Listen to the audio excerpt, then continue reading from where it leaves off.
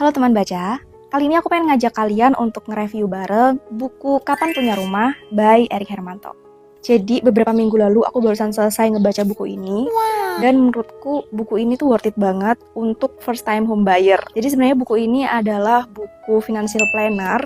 Di dalamnya itu ada banyak banget harta karun yang harus kalian punya ketika kalian pengen punya rumah di usia muda. Kita review dari fisiknya dulu. Jadi buku ini itu tebalnya sekitar 229 halaman kalau nggak salah. Terus gedenya ini menurutku standar banget. Dia enak dibawa kemana-mana, dia nggak terlalu besar dan tidak terlalu kecil juga. Terus cara desain, aku suka banget desainnya karena it's so simple dan edukatif banget, kelihatan kan. Dia ada pointernya, ada point to remember-nya dari setiap bab. Jadi untuk kalian pembaca pemula, menurutku buku ini membantu kalian. Jadi kalian itu nggak bosen untuk membaca. Langsung aja deh kita masuk ke 3 insight dari buku Kapan Punya Rumah by Erik Hermanto. Insight pertama, mindset dulu baru rumah. Kadang tuh kita mikir ya, kayaknya kita tuh bisa beli rumah kalau kita udah mapan, atau kita udah settle dulu, atau kita udah kaya dulu baru kita bisa beli rumah.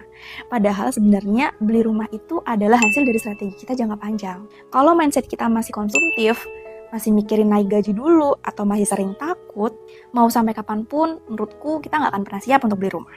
Jadi buku ini menekankan pentingnya pola pikir jangka panjang sejak dini. Kita masuk ke insight kedua. Masalahnya sebenarnya bukan di harga rumahnya sih, tapi lebih ke perencanaan. Kita tahu lah harga rumah pasti setiap tahun tuh naik.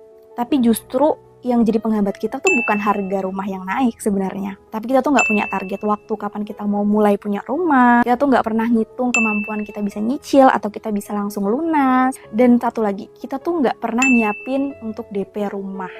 So, di insight kedua, ditekankan lagi nih di buku ini, bahwa punya rumah itu bukan hal yang dadakan, tapi memang harus direncanakan, juga bukan keputusan impulsif. Kita masuk ke insight yang ketiga.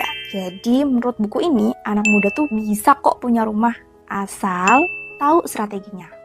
Buku ini mematahkan anggapan bahwa yang bisa punya properti itu hanya orang-orang kaya atau orang-orang yang udah mapan. Tapi, orang-orang yang pandai mengatur cash flow, memilih rumah pertama berdasarkan kemampuan, bukan gengsi, dan memahami KPR, serta pembiayaan dengan cerdas. So, lebih penting mulai cepat daripada nunggu sempurna, asik. Jadi, anak muda sekarang realistis nggak sih punya rumah?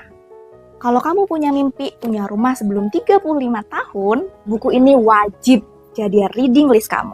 Cek link di bio ya. Selamat membaca. Bye-bye.